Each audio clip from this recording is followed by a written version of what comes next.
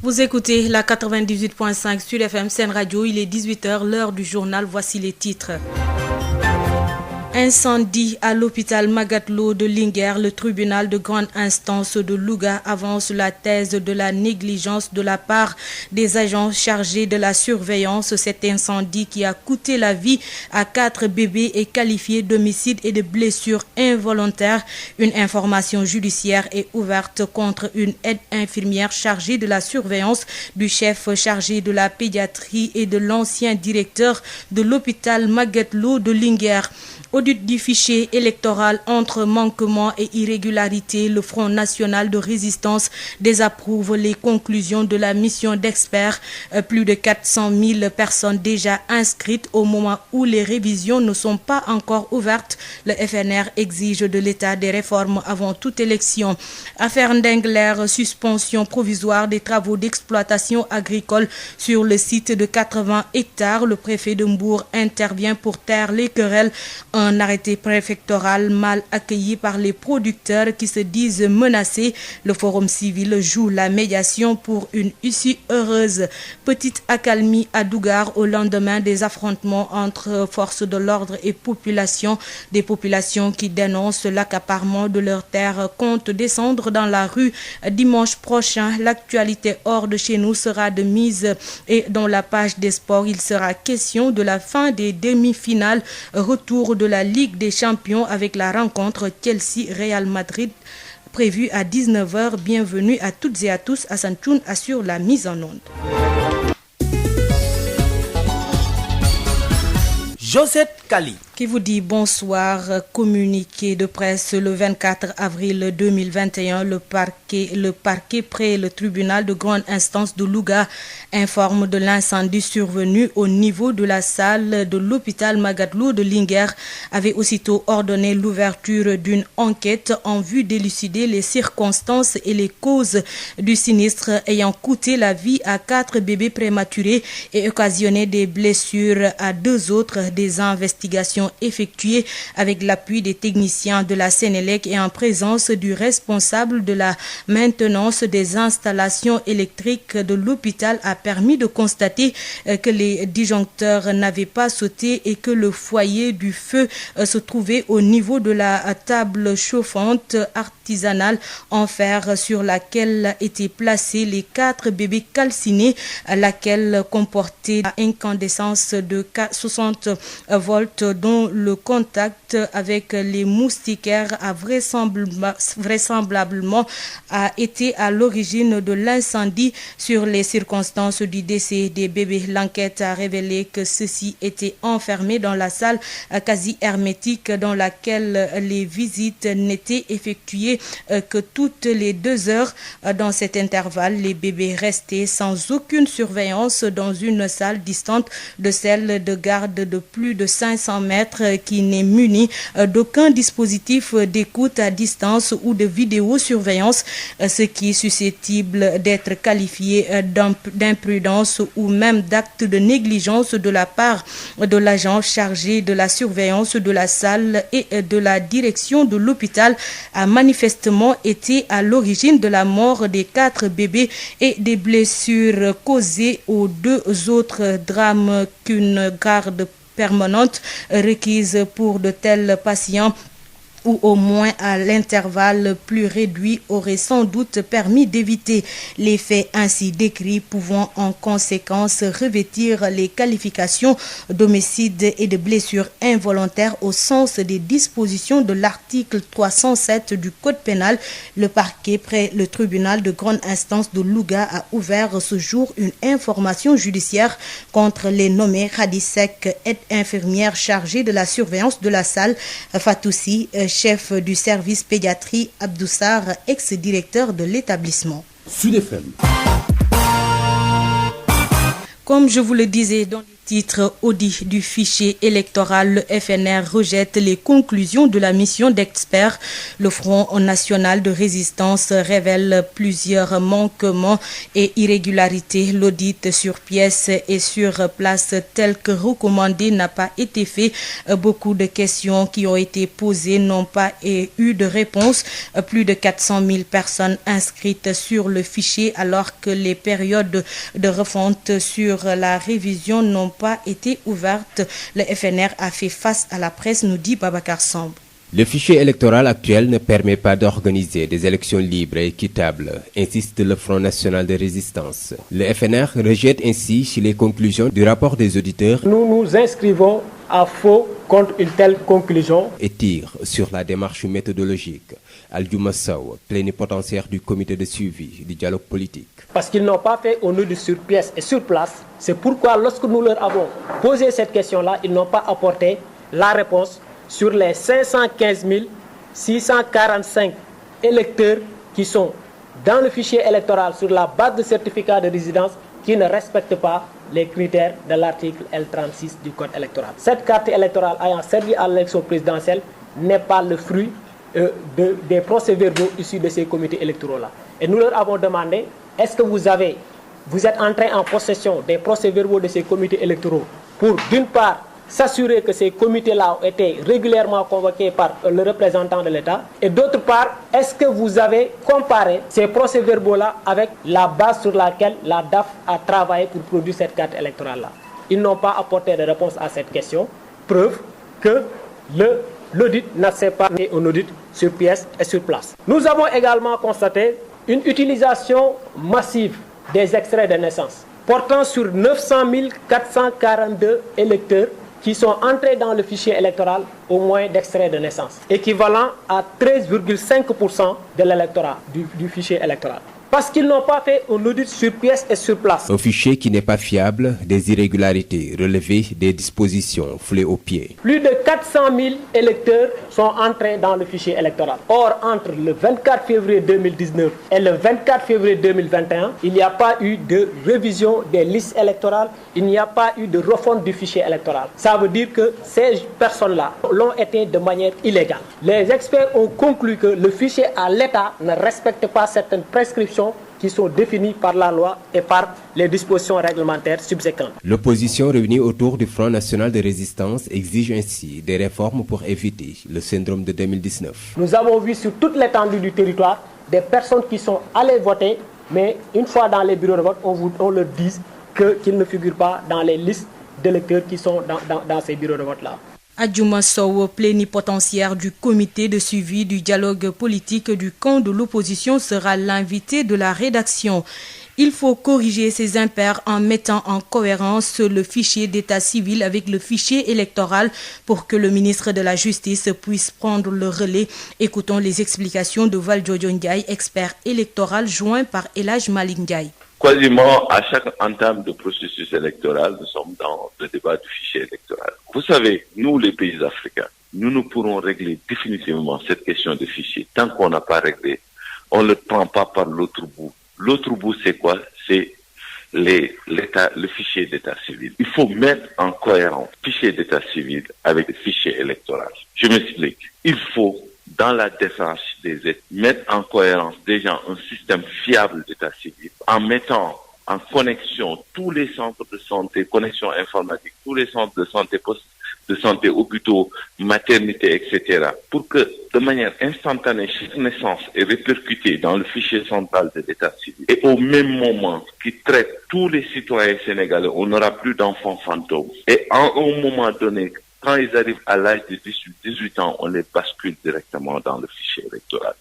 Et ce fichier électoral-là, on le prend, on le met en cohérence également avec le ministère de la Justice qui traite les questions de peine et autres. On le met en cohérence avec les mairies qui traitent les problèmes de la déclaration des décès et les hôpitaux. Ce qui fait chaque Sénégalais qui perd ses droits est immédiatement enlevé du fichier électoral.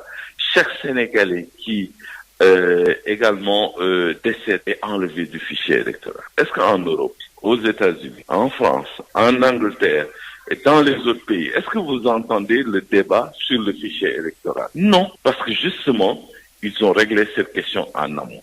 Sud FM. Accident de la circulation, 3 morts sur le coup et 7 blessés évacués d'urgence au centre hospitalier régional El Hadj Ibrahima Niass de Kaolack. C'est le bilan macabre d'un carambolage survenu ce mercredi matin à l'entrée de Sibassor. Mamadou Camara. Un carambolage entre une charrette, un véhicule particulier, un taxi urbain a occasionné la mort de 3 individus et 7 blessés. Un accident de la circulation survenu ce mercredi à 6h du matin à l'entrée de Sibassor. Les 3 victimes sont de sexe masculin et leur âge dépasse la trentaine d'années. Leurs corps sans vie ont été déposés à la morgue du centre hospitalier régional El Hadj Ibrahima Niass de Kaolack par les soldats du feu de la 31e compagnie d'incendie et de secours de Kaolack. Les 7 blessés ont été également évacués d'urgence au niveau de la dite structure sanitaire. Les hommes en bleu de la gendarmerie de Gandiaye ont ouvert une enquête qui suit son cours. Sibassor et environ est une zone très accidentogène et beaucoup d'accidents mortels ont été enregistrés au niveau de cette route nationale. Des élèves et une grande partie de la population ont perdu leur vie en traversant cette route nationale. Une situation qui avait poussé les populations de Sibassor à manifester leur amertume contre ces accidents mortels de la circulation. Et aujourd'hui, les hommes en bleu de la gendarmerie de Gandiaye ont érigé des checkpoints à l'entrée de Sibassor pour non seulement éviter les accidents mortels, mais aussi veiller sur le code de la route. Kaolack, Mamadou Camara, Sud FM. Crainte des villageois de Ndengueler suite à l'arrêté du préfet de Mbour suspendant les travaux sur une superficie de 80 différents entre Babacar Ngom et les paysans de Ndengueler. Selon ces populations, l'autorité doit revoir sa position avant l'approche de l'hivernage. Écoutons Malik John, porte-parole du jour des villageois de Ndengueler au micro de Moustapha Sall. Par rapport à l'arrêté, la gendarmerie vient de passer au village pour donner le chef du village l'arrêté portant suspension des terres. Ce qui fait que nous pouvons dire exactement l'arrêté a eu lieu effectivement. Et nous avons reçu notification. Mais il n'en demeure pas moins. Ce qui nous pose problème, c'est qu'au moment où nous avons eu l'autorisation du ministre l'année dernière pour pouvoir exploiter, Babacar exploite une partie, nous exploitons une autre. À un certain moment donné, les gens de Babacar, c'est-à-dire ces ouvriers, quittent le terrain où on avait donné à Babacar pour son exploitation, viennent nous trouver dans nos domaines où nous exploitons jusqu'à ce qu'il y ait eu des batailles. Parce qu'au départ, il n'y avait que 6 personnes, avec un ensemble de personnes qui dépassent plus de 40 à 50 personnes de l'autre côté. Et ils ont eu à blesser 4 personnes des nôtres. Et jusqu'à présent, pour ce que nous savons, il n'y a pas eu encore d'arrestation de l'autre côté. Nous avons eu des certificats médicaux. Nous allons tenter de voir qu'est-ce qu'on peut faire par rapport à ces blessés. Mais il n'en demeure pas moins. Pour lui, si le préfet devrait faire un arrêté, il devrait normalement faire un arrêté qui va suspendre les 300 hectares. Ce qui va faire que non seulement les populations nègres ne vont pas exploiter, mais aussi Babacar ne va pas. Mais s'il laisse la partie de l'année dernière où on nous avait attribué, juste l'arrêté porte sur cette partie, là ça pose. Donc, pour l'arrêter, on va faire en sorte que le préfet revoie sa position de très rapidement, parce que c'est une question de survie. Et l'hivernage approche. Là, ce sont des terres qui permettent à la population de vivre. Si ces terres-là ne sont pas cultivées, quel que soit le niveau de bourse familiale que le Pakistan distribue dans notre village, il y aura nécessairement la famine. Donc, on va faire en sorte que, dans toutes les possibilités, on va faire en sorte que l'arrêté soit revu pour que les paysans puissent retourner exploiter les terres le plus rapidement possible. Dans cette affaire, toujours le Forum civil section Mbour qui prend pour responsable l'État du Sénégal veut jouer la carte de la médiation afin que la paix définitive et durable revienne dans la zone. Un rapprochement des différentes parties est en vue pour arrondir les angles selon le coordonnateur départemental du Forum civil. Seul l'État est l'arbitre qui peut apporter la solution dans cette affaire. Ibou Niang, membre du conseil d'administration du Forum civil, par ailleurs coordonnateur directeur de la section départementale de Mbour au micro de Moustapha Sall. J'avoue que ce qui s'est passé n'est pas surprenant, mais c'est très regrettable. Regrettable dans la mesure où cette situation de ni paix ni trouble ne profite ni à la population de Ndingler, ni également à l'investisseur M. Babacar Ngom. Je pense qu'on n'aurait pas dû en arriver à cette situation. Si l'État avait, depuis l'année passée, initié une médiation, des négociations entre les deux parties, je pense qu'on n'arriverait pas à ce stade. Maintenant, c'est la responsabilité de l'État qui est en jeu. Je dis également que s'il y a des pertes en vie humaine ou bien des blessés, c'est l'État qui est largement responsable parce qu'il n'y a que l'État qui peut véritablement amener ou apporter une solution définitive et durable. Babacar Ngom a un titre, les populations de Djilakh également et de Ndingler s'appuient sur le droit coutumier et à partir de ce moment, il n'y a que l'État qui peut véritablement être arbitre. Maintenant, nous, Forum Civil, nous n'attendons pas donc l'État par rapport à ces négociations. Depuis l'année passée, nous investissons tous les jours le terrain pour véritablement initier une médiation entre les deux parties. Et nous parlons tout le temps avec les deux parties pour véritablement une solution définitive et durable par rapport à ça, pour que la paix revienne au niveau donc de Ndingler, au niveau de la commune de Ndiaganiao. Pas plus tard que ce matin, nous avons parlé avec le maire, nous avons parlé avec également des notables au niveau de Ndingler, nous avons parlé également avec l'autorité administrative et on s'achemine véritablement à aller à des négociations dans les jours qui viennent. Donc c'est très regrettable ce que nous avons vu, c'est à quoi nous avons assisté, parce que les populations de Djilakh et les populations de Ndingler sont des parents et des parents ne doivent pas en arriver à des situations de violence extrême. Rappelle, le préfet du département de Mbour a sorti hier un arrêté qui suspend temporairement les travaux d'exploitation agricole sur l'assiette foncière qui fait l'objet du différend. C'est au lendemain des affrontements qui ont occasionné 5 blessés. L'objet du différend opposant la Sénégalaise de distribution de matériel avicole SA Sédiment et les habitants du village de Ndingler. Les motifs sont des risques réels de troubles à l'ordre public liés à des menaces d'affrontement entre habitants de Ndingler et les travailleurs de Sédiment. À Dougar, la situation est revenue au calme après les affrontements de la semaine dernière entre jeunes du village et les forces de l'ordre. Toutefois, quelques tensions en l'air face à l'entreprise Pick-up qui refuse d'arrêter les travaux. Une négociation est en vue de Nizia Sambou. Des arrestations et plusieurs blessés, le bilan des multiples affrontements de la semaine dernière entre Dougarois et forces de l'ordre, les dernières confrontations dimanche, 2 jours après, la situation est revenue au calme. Diop Ndour Ndiaye, mandataire de la population de Dougar. Il y a un peu de calme au niveau du village, mais avec des tensions à l'air, vu que Pick-up ne veut pas arrêter les travaux et Descos dit qu'il ne fera pas marche arrière vu qu'il est en mission et que ça fait 5 ans qu'il a le dossier. Maintenant, les gosses qui ont été interpellés le même dimanche ont été relaxés. Les autres qui ont été déférés hier, on était au tribunal pour une audience. L'enfant a été relaxé aussi. L'autre qui a été déféré, le procureur l'a relaxé hier. Donc, de ce côté, vraiment, ça va. Du côté des blessés, les 2 sont déjà cloîtrés au lit avec des certificats médicaux de plus d'1 mois. Celui blessé aux yeux qui a été transféré à l'hôpital de Dantec devrait normalement rentrer ce mercredi, mais avec un des yeux pas encore complètement rétabli. Dougar compte aller aux négociations.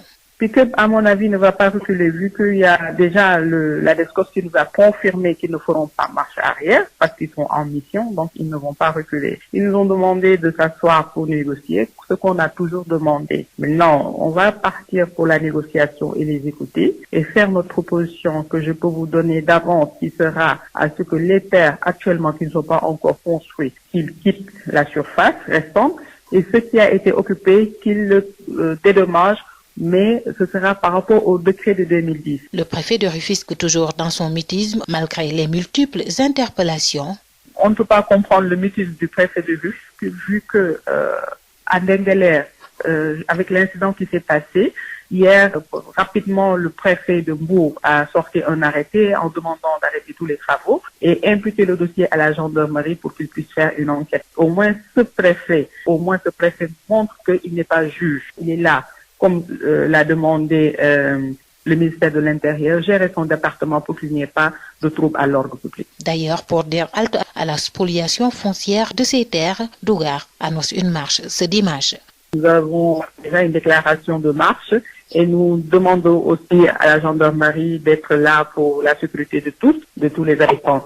Et nous allons demander non seulement l'expropriation foncière au niveau de Dougar que ça s'arrête, concernant Pick-up et concernant les autres quartiers. Parce que ce n'est pas uniquement Pick-up qui est là sur le terrain, mais c'est le plus fréquent. Parce qu'à lui seul, il est à 72 hectares. Dougar, Denisia Sambou pour Sud FM. Denisia Sambou au Mamel. Depuis un certain temps, des constructions sont notées sur une partie du terrain qui pourtant était protégée et réservée à l'agriculture.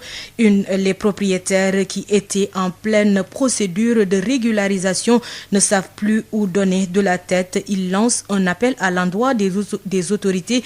Écoutons à ce propos Abraham Tchaougei, joint par Ndeye Mariam Ndiaye. Nous, on a un terrain que nos parents nous ont légué depuis un certain temps parce que voilà. C'est un terrain qui appartenait à mon père. Donc, à son décès, on est héritier et on a protégé ce terrain depuis beaucoup d'années. On a planté des arbres fruitiers, on a mis un mur, on a mis un robinet, on a cherché un gardien qui surveille les lieux.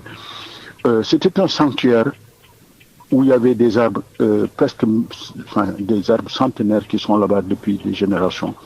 Donc, entre-temps, nous, on a ajouté des arbres fruitiers tels que des manguiers, tels que des grenadiers, des citronniers et tout. Donc, ils étaient en cours de production. Du jour au lendemain, j'ai entendu parler d'un certain Taïe Boussard qui a rasé tous ces arbres, il a cassé le mur et qu'il est en train de construire dans un lieu qui était protégé jusqu'à ce jour-là. Et j'ai rien compris dans tout ça. Alors que nous, on avait une procédure de régularisation et que les services appropriés tels que l'urbanisme et les cadastres nous ont donné des avis favorables pour l'agriculture qui était pratiquée sur les lieux. Voilà, il y avait des arbres, il y avait des oiseaux centenaires qui étaient là depuis, et j'ai pas compris comment on peut détruire tout ce sanctuaire à l'insu de l'État et de tout le monde et que personne n'a réagi à ce jour.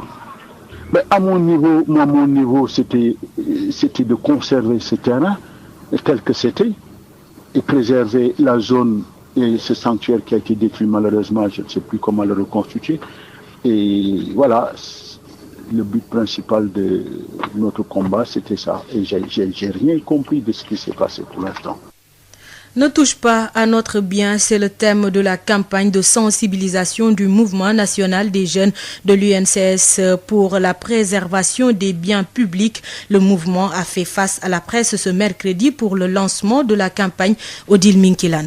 Interpeller les Sénégalais sur la nécessité de préserver les biens publics, tel est l'objectif du Mouvement national des jeunes à travers cette campagne de sensibilisation. Alassane Bathily, coordonnateur du dit mouvement. Il a été le plus souvent constaté qu'à l'occasion des grèves des élèves, des étudiants et remous dans le paysage politique du Sénégal. Aujourd'hui, la situation socio-politique est des plus incertaines à cause de la privation des libertés. Nous regrettons des pertes en vies humaines et en biens matériels. Face à ces violences qui ont causé d'énormes préjudices à la population, le mouvement national des jeunes de l'UNCS dit non aux casses de nos biens. Afin d'assurer la sécurité dans les quartiers, le mouvement national des jeunes entend lutter contre toute délinquance juvénile. Dans cette lutte, les autorités sont invitées à veiller à la formation pour un nouveau type de jeunes conscients de ses responsabilités. Il urge de mener des campagnes de sensibilisation auprès des populations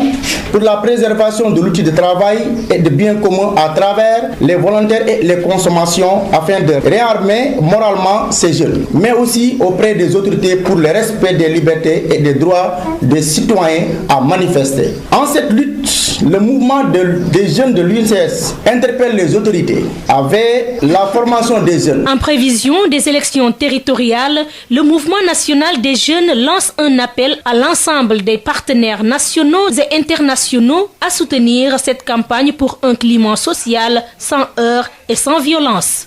Mieux raffermir les relations entre la police et les populations, tel est le credo du nouveau directeur du groupement mobile d'intervention. Le commissaire divisionnaire Ndiaga Diop, officiellement installé à Thiès par le directeur général de la police nationale, compte poursuivre l'œuvre de son prédécesseur, l'inspecteur général Amadi Amadoulam, promu inspecteur des services de sécurité.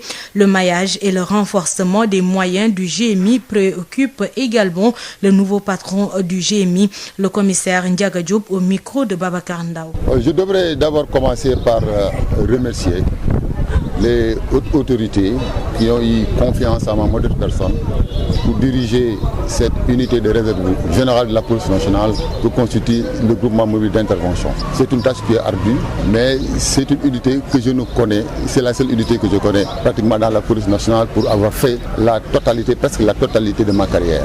Les missions du groupement mobile d'intervention, c'est principalement le maintien et le rétablissement de l'ordre public, et c'est des missions qui sont classiques et qui contribuent à la stabilité de notre pays. Donc c'est avec beaucoup d'engagement et beaucoup de dévouement que j'appréhende la mission et que je compte l'exécuter. Aujourd'hui, vous avez des éléments partout au niveau national. Est-ce qu'il y a des perspectives pour mieux améliorer les conditions de travail de vos éléments? Mais tout à fait. D'abord, dans le cadre du maillage sécuritaire, nous avons ouvert, comme vous le savez, des groupes opérationnels au niveau de pratiquement toutes les régions. Ils seront renforcés en effectifs, et il y a un renforcement en effectif qui est en cours au niveau de la police nationale, et vous le savez bien, et dans le cadre de mieux assurer notre mission de protection des personnes et des biens. Comment comptez-vous mieux raffermir les relations avec les populations? Vous avez entendu le discours de M. le directeur général de la police nationale entrant. Lors de son installation, il insiste sur les rapports entre la population et la police. Des rapports qui doivent être améliorés. Il faut reconnaître qu'il y a beaucoup d'efforts qui sont faits dans ce sens. Si vous suivez très bien l'actualité, nous avons un programme de police de proximité qui se développe depuis quelques temps, et nous avons des rapports vraiment qui s'améliorent entre la police et la population. Il reste encore du chemin à faire, il faut reconnaître, mais nous y sommes. C'était à l'instant Ndiaga Diop, le nouveau directeur du groupement mobile d'intervention, qui plaide pour le raffermissement des relations entre la police et les populations. Covid-19, en l'espace de 24 heures, 3 décès recensés avec 52 nouvelles contaminations, dont 27 issues de la transmission communautaire. Les 24 sont enregistrés dans la région de Dakar. Écoutons le point fait par le docteur Elhadji Mamadou Ndiaye. Sur 1199 tests réalisés, 52 sont revenus positifs, soit un taux de positivité de 4,34%. Les cas positifs sont répartis comme suit. Nous avons eu 25 cas contacts suivis par nos services. Aucun cas importé n'a été enregistré et 27 cas issus de la transmission communautaire est réparti comme suit. La région de Dakar totalise 24 cas. Dans les autres régions, nous avons eu 3 cas, dont un à Mbour, un à Kilogne et un à Ziguinchor. 28 patients suivis ont été contrôlés négatifs et déclarés guéris. 12 cas graves sont pris en charge dans nos services de réanimation. 3 décès ont été enregistrés le mardi à ce jour. 40 544 cas ont été déclarés positifs, dont 39 242 guéris, 1114 décédés et donc 187 patients sous traitement. Le ministère de la Santé et de l'Action sociale informe par ailleurs que depuis le début de la campagne de vaccination contre la Covid-19, 418 828 personnes ont été vaccinées sur l'étendue du territoire national. Sud International. Les terroristes ont attaqué des civils et des militaires dans plusieurs localités du Burkina Faso la semaine dernière. Ces attaques ont fait officiellement 25 morts et plus de 18 000 déplacés internes. L'opposition évoque l'inefficacité du gouvernement de protéger les biens et les personnes. Le gouvernement qui annonce une riposte invite la population à une franche collaboration avec les forces de défense et de sécurité. Correspondance Mathieu Somda. L'ombre des dernières attaques terroristes a plané sur le Conseil des ministres de ce mercredi 5 mai au Burkina. L'ambiance dès l'entame de ce conseil avec le ministre burkinabé de la communication, porte-parole du gouvernement, le docteur Ousseini Tamboura. À l'entame du Conseil des ministres, le gouvernement a eu une pensée de solidarité à l'endroit donc des familles de nos compatriotes tués par les attaques récentes à l'Est et aussi au Sahel. Donc le gouvernement a réitéré donc ses condoléances aux dites familles et donc souhaité un prompt rétablissement aux blessés de ces attaques, tout en réengageant l'ensemble de nos forces de défense et de sécurité pour que ces actes ne restent pas impunis d'une part et qu'il soit amélioré en tout cas la protection des populations civiles dans un regain véritablement d'efficacité de nos forces de défense et de sécurité. Le Burkina a enregistré plusieurs attaques terroristes la semaine dernière, entraînant encore de nombreux déplacés internes. La situation est donnée par le ministre Ousseini Tamboura. Le ministre en charge de l'action humanitaire a fait le point des personnes déplacées au cours de la semaine dernière et certainement en début de cette semaine, et cela c'est consécutif aux attaques terroristes qui ont été enregistrées à l'Est, au Sahel aussi, et certainement au nord depuis quelques jours. Et le Conseil donc a reçu le point suivant. Au nord, les attaques terroristes ont provoqué un déplacement de 10 225 personnes. Au Sahel, de 3 252 personnes. Et à l'Est, 4 447 personnes. Et dans ces personnes, il y a aussi autant d'hommes, de femmes que d'enfants. Donc ce sont essentiellement des ménages qui sont concernés par ces déplacements. Les attaques ont fait officiellement 25 morts, mais d'autres sources indiquent plus de 30 morts. La crise sécuritaire a engendré plus d'1,5 million de déplacés internes. La situation a été abordée ce mardi par le chef de file de l'opposition politique au cours d'une conférence de presse. Idi Kombouego a indiqué que le gouvernement est dans l'incapacité totale de protéger les citoyens. Mathieu Somda depuis Ouagadougou pour Sud FM. Un Français est retenu en otage actuellement au Mali. Le journaliste indépendant Olivier Dubois n'avait plus donné de nouvelles depuis 3 semaines. Il est apparu mardi sur une vidéo qui circule sur les réseaux sociaux affirmant son enlèvement par le groupe de soutien à l'islam et aux musulmans en arabe.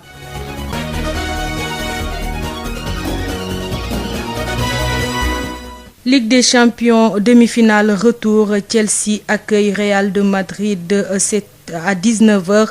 Et suivant ce reportage réalisé par Ismaïla Marcel Colli, les férus du ballon rond donnent leur avis. Après le match nul, 1 but partout à l'aller à Madrid, Zinedine Zidane et l'Allemand Thomas Tuchel abordent le deuxième acte de leur confrontation tactique ce soir à Stamford Bridge à Londres. Pour Ibrahima Bodian, Chelsea va battre le Real de Madrid par 2-0 et invite les Sénégalais à supporter massivement le gardien de but sénégalais Edouard Mendy. Pour le match d'aujourd'hui, je pense que Chelsea va battre le Real par 2-0. C'est un match qui va être très serré. Et aujourd'hui, vous allez voir un gardien, en l'occurrence le gardien de but sénégalais. Donc, supportons-le. Et je dirais aux supporters du Real de venir supporter le Chelsea parce qu'on a un de nos compatriotes qui est à l'intérieur. Alors qu'au Real, on n'a personne. Même son de cloche pour Cheikh Ahmed Tidiane Diouf, étudiant à l'ISEC. C'est un match que nous attendons nous tous impatiemment parce que c'est deux équipes vraiment qui impressionne le monde de Chelsea quoi. Moi je les mets en faveur parce que l'aller ça a été 1-1 et moi comme Sénégal aussi j'ai mis toute ma participation à travers cette équipe Chelsea aussi. J'ai un joueur là-bas Mendy quoi aussi. C'est ça qui me pousse à le donner vainqueur aujourd'hui même. Chelsea-Real sera un match certes très difficile pour le Real. Moussa Baldé, étudiant en 3e année à l'ISEC, le match sera certes très difficile pour le Real, mais ce dernier a plus de chances de remporter la manche retour. Je pense que ce sera un match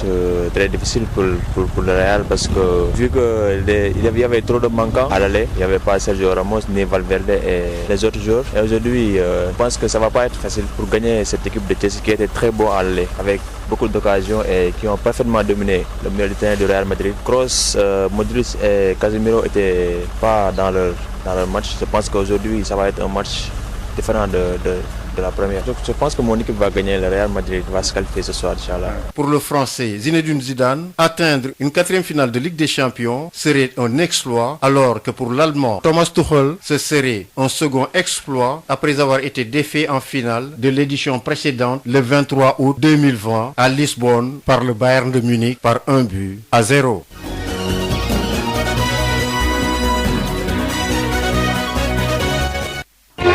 Sud FM, l'invité du jour. Il s'agit de Adjouma Sow, plénipotentiaire du comité de suivi du dialogue politique du camp de l'opposition. Il répond aux questions de Babacar Samb. Vous avez tous eu écho de la conclusion qui est sortie de ce rapport-là et qui consiste à dire que le fichier électoral ayant servi à l'élection présidentielle du 24 février 2019 est un fichier fiable et cohérent. Il faut dire d'emblée que nous nous inscrivons à faux contre une telle conclusion. Sur la démarche méthodologique, si vous lisez le rapport qui est produit, vous vous rendrez compte que sur beaucoup de questions que l'opposition avait posées à l'équipe des experts, il n'y a pas eu de réponse. Ils n'ont pas procédé à un audit sur pièce et sur place. C'est pourquoi ils n'ont pas répondu au nombre anormalement élevé d'utilisation de certificats de résidence lors de l'inscription sur les listes électorales. Parce que l'opposition avait suspecté que ce fichier-là contient des électeurs qui ne sont pas des Sénégalais, ou bien qui n'ont pas le droit d'être dans ce fichier-là, parce qu'ils ont fait recours à des certificats de résidence qui ne respectent pas les critères définis par l'article L35 pour ce qui concerne la résidence électorale. Parce qu'ils n'ont pas fait un audit sur pièce et sur place. C'est pourquoi lorsque nous leur avons posé cette question-là, ils n'ont pas apporté la réponse sur les 515 645 électeurs qui sont dans le fichier électoral sur la base de certificats de résidence qui ne respectent pas les critères de l'article L36 du Code électoral. C'est pourquoi également, ils n'ont pas apporté de réponse. Lorsque nous leur avons demandé si la carte électorale ayant servi à l'organisation de ces élections respectait les articles L65 et L66 du Code électoral. Je vais m'en arrêter sur la carte électorale.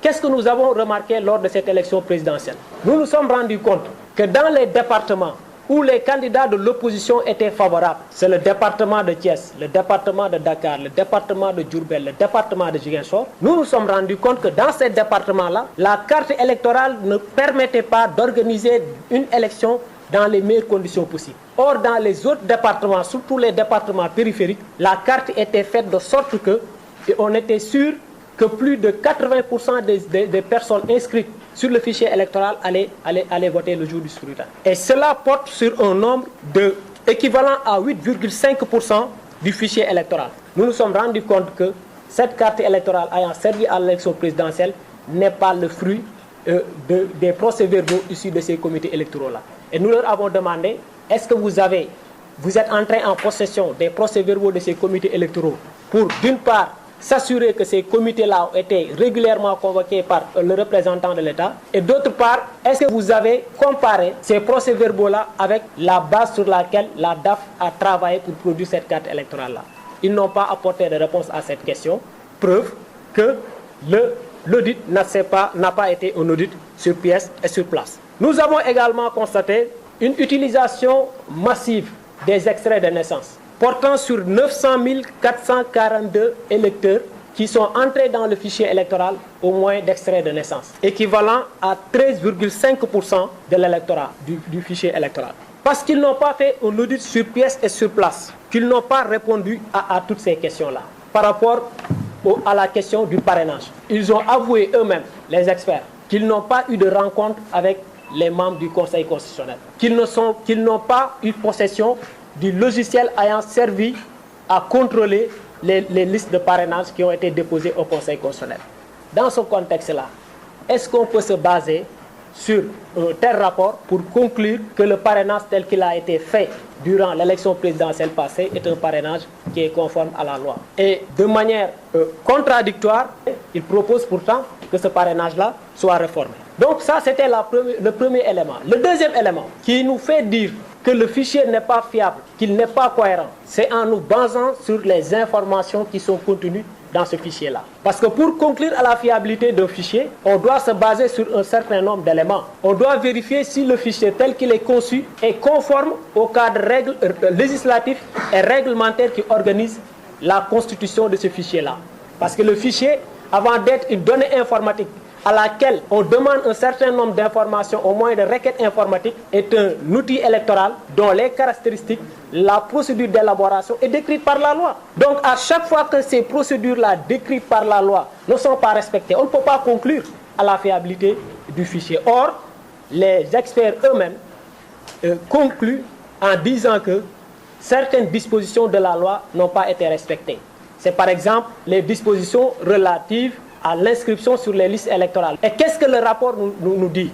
Le rapport nous dit que dans la période allant du 24 février 2019 au 24 février 2021, plus de 400 000 électeurs sont entrés dans le fichier électoral. Or, entre le 24 février 2019 et le 24 février 2021, il n'y a pas eu de révision des listes électorales, il n'y a pas eu de refonte du fichier électoral. Ça veut dire que ces personnes-là, les auditeurs eux-mêmes acceptent que l'article 48 alinéa 5 du Code électoral à l'État ne permet pas une participation efficiente et efficace de l'opposition pour le contrôle du fichier électoral. Donc on peut conclure que cette disposition également n'a pas été respectée.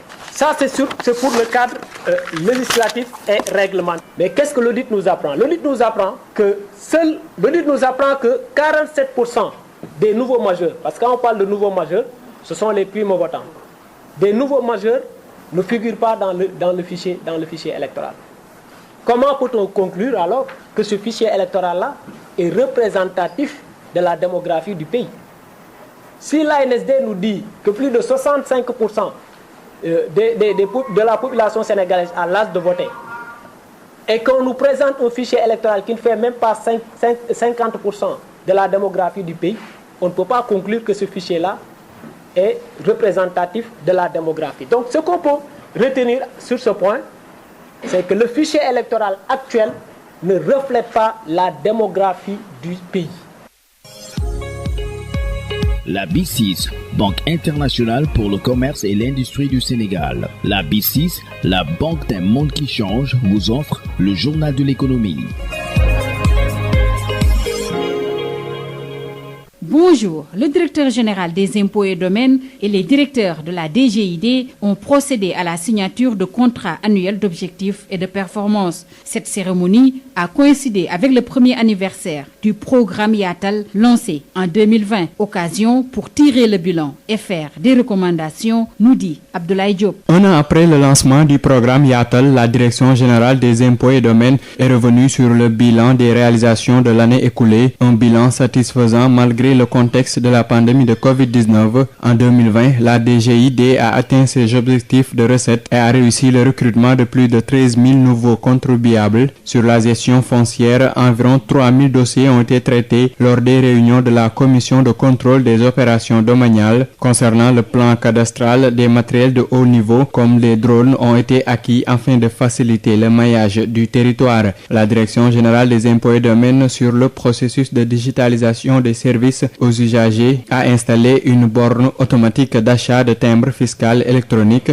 la plateforme de télédéclaration Mon Espace Perso destinée aux usagers ayant un chiffre d'affaires inférieur ou égal à 100 millions, mais aussi la plateforme Sen État-Fi pour le dépôt en ligne et en toute sécurité des états financiers de synthèse, la plateforme e-service pour le dépôt en ligne des états des sommes versées au titre des salaires, des loyers et autres prestations. E-service abrite également les déclarations déclaration des transactions immobilières. La direction générale a par ailleurs invité les directions à rendre le programme Yatal plus inclusif au niveau des services opérationnels pour un meilleur élargissement des assiettes fiscales et foncières. Pour rappel, le directeur général a procédé à la signature de contrats annuels d'objectifs avec l'ensemble des directeurs de la DGID ainsi que des contrats d'objectifs et de performance pour une période de 3 ans avec les chefs des bureaux rattachés à la DGID, celui des collectivités territoriales et celui de la communication et de qualité. Abdoulaye Diop, merci. C'en est tout pour le journal de l'économie. Merci de votre fidélité. La B6, Banque internationale pour le commerce et l'industrie du Sénégal. La B6, la banque d'un monde qui change, vous a offert le journal de l'économie.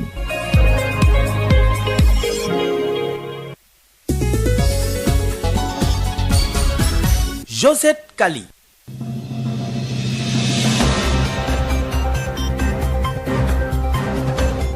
C'est la fin de l'actualité d'ici et d'ailleurs. Tout de suite, le rappel des grandes lignes. Incendie à l'hôpital Magatte Lô de Linguère. Le tribunal de grande instance de Louga avance la thèse de la négligence de la part des agents chargés de la surveillance. Cet incendie qui a coûté la vie à 4 bébés est qualifié d'homicide et de blessures involontaires. Une information judiciaire est ouverte contre une aide infirmière chargée de la surveillance, du chef chargé de la pédiatrie et de l'ancien directeur de l'hôpital Magatte Lô de Linguère. Audit du fichier électoral entre manquements et irrégularités. Le Front national de résistance désapprouve les conclusions de la mission d'experts. Plus de 400 000 personnes déjà inscrites au moment où les révisions ne sont pas ouvertes. Le FNR exige de l'État des réformes avant toute élection. Affaire Ndengler, suspension provisoire des travaux d'exploitation agricole sur le site de 80 hectares. Le préfet de Mbour intervient pour taire les querelles. Un arrêté préfectoral mal accueilli par les producteurs qui se disent menacés. Le forum civil joue la médiation pour une issue heureuse. Petite accalmie à Dougar au lendemain des affrontements entre forces de l'ordre et population. Des populations qui dénoncent l'accaparement de leurs terres comptent descendre dans la rue dimanche prochain. L'actualité hors de chez nous était de mise et dans la page des sports, nous avons parlé de la fin des demi-finales, retour de la Ligue des Champions avec la rencontre Chelsea-Real Madrid qui débute à 19h. Merci de nous avoir suivis. Merci également à Hassan Tchoun qui a assuré la mise en onde de cette édition.